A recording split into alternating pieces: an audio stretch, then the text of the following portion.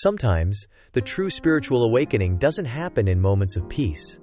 It happens in the darkest hours, when everything you believed in collapses.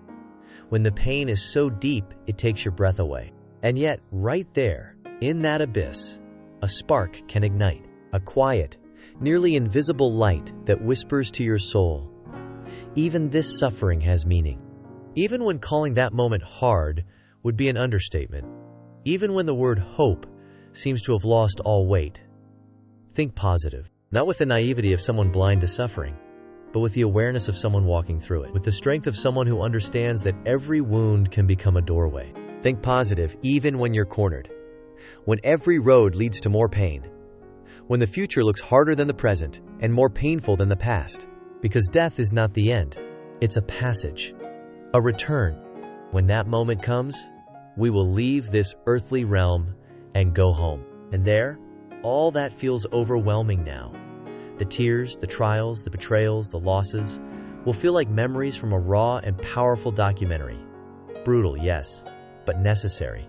Because through those very experiences, we discovered what truly matters, what eternal values really are, not the ones sold by this confused society, but the ones that nourish the soul. Never despair. Never. Never feel powerless. Never believe you are alone, because God stands beside you. Even when everything screams otherwise, even when the silence feels endless, He is there. If your heart seeks Him with sincerity, if your soul calls to Him in truth, then nothing, not even the darkest night, can extinguish that presence. Even Jesus, on the cross, felt the weight of being human. Not because He lacked faith, but because earthly pain is real, and flesh, even the holiest, trembles before agony. My God, why have you forsaken me? That cry, we've all said it at some point, but within it lies the miracle, faith that endures even through despair. Then, moments before His final breath, Jesus speaks words that open a portal to eternity. Father, forgive them, for they know not what they do. In that moment, suffering becomes a gift. Pain becomes a bridge. Injustice transforms into eternal love. Jesus bore the suffering of the world, not to show how deeply humans can wound, but how infinitely God can love, no matter what. This is the path. This is the way. It is not easy. No one ever said it would be. Life isn't fair in the human sense. True justice doesn't belong to this earth, because this world is a spiritual battleground, not a paradise. But right here, in the mud, we learn to bloom like flames of light. So what is our task? Not to follow trends. Not to chase ideas that confuse freedom with selfishness or progress with arrogance. We follow the example of Christ. The love that forgives. The light that doesn't judge. The humility that doesn't impose, but embraces. Do not let yourself be corrupted by what surrounds you, especially if it's toxic. If it tries to erase your values.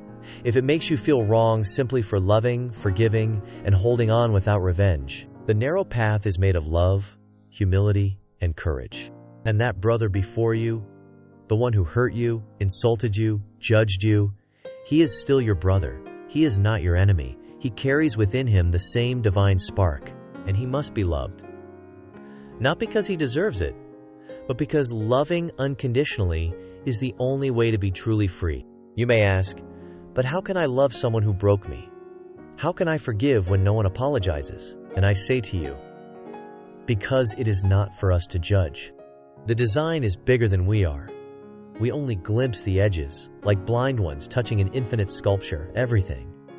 Yes, everything. Every gesture, every tear, every silence, every mistake is part of a sacred design. We are here to live, to learn, to let ourselves be shaped by these experiences. And only at the end, when we return to our true home, will we fully understand.